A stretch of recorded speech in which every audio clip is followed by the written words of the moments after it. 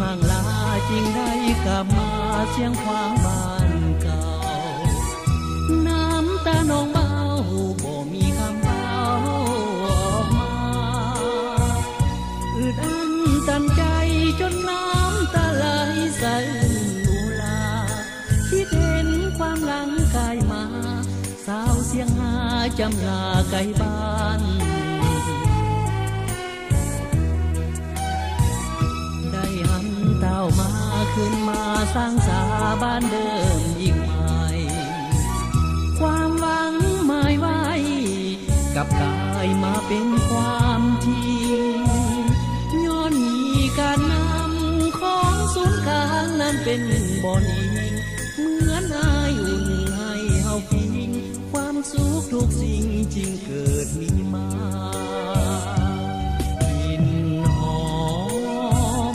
ดอกจองดอกหายเฮาลืมบ่ได้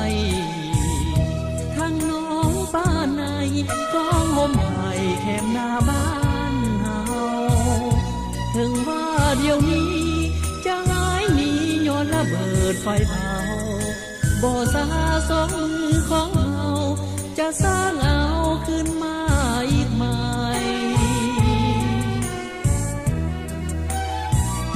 ให้เสียงควางเอา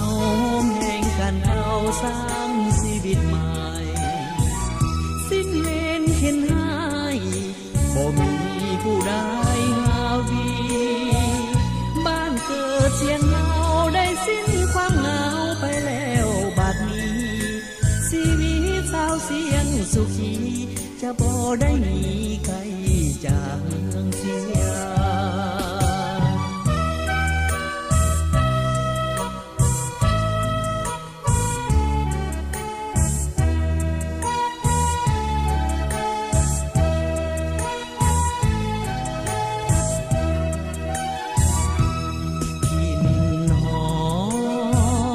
ดอกจองดอกหายเฮาลืมบ่ได้ทั้งน้องบ้านในก็งมหายแถมหน้าบ้านเฮาถึงว่าเดี๋ยวนี้จะหายหนีย้อนระเบิดไฟเผาบ่สาสองมือของเฮาจะสร้างเอาขึ้นมาอีกไหม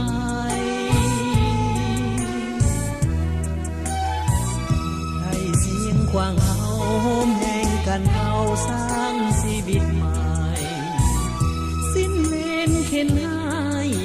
บ่มีผู้ใดหาวี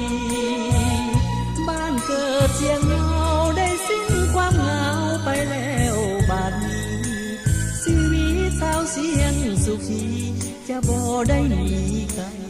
จากเมืองเสีย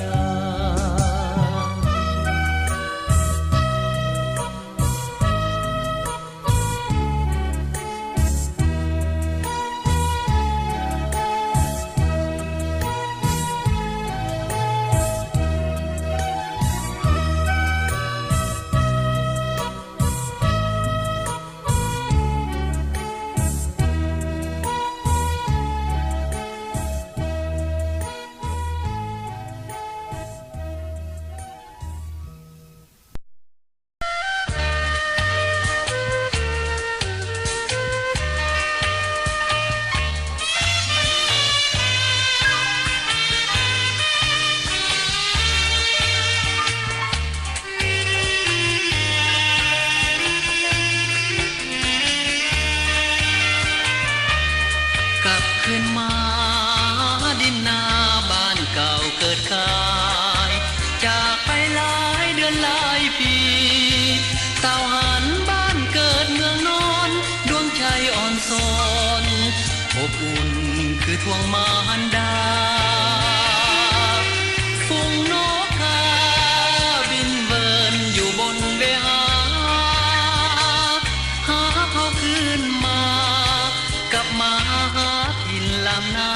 วป่าดงท้องเบี้ยงเคยเลี้ยงกายเฮาท้องนาหลอกเฝ้าคอยเฮาหันก้าวขึ้นมาสิ้นแล้ว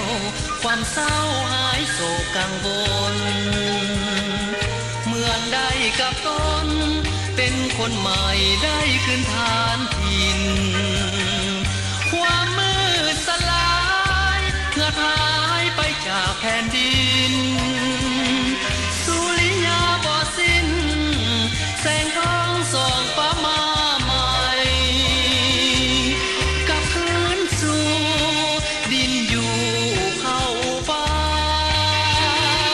ขอมอบกายารักษาเจ้าดังดวงใจ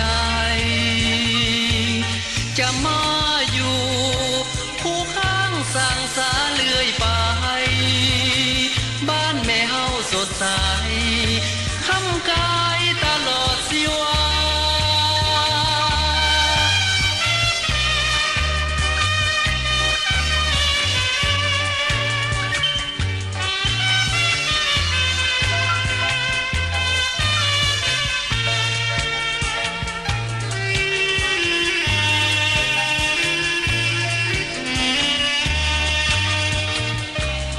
สิ้นแล้วความเศร้าหายโศกกังวลเมื่อได้กับตนเป็นคนใหม่ได้ขึ้นฐานถิ่นความมืดสลายเหือดหายไปจากแผ่นดินสุริยาบ่สิ้นแสงทองส่องฟ้ามาใหม่กลับคืนสู่ดินอยู่เข้าป่าขอมอบกายารักษาเจ้าดังดวงใจจะมาอยู่คู่ข้างสร้างสาเลื่อยไปบ้านแม่เฮาสดใสคำกายตลอดสิวา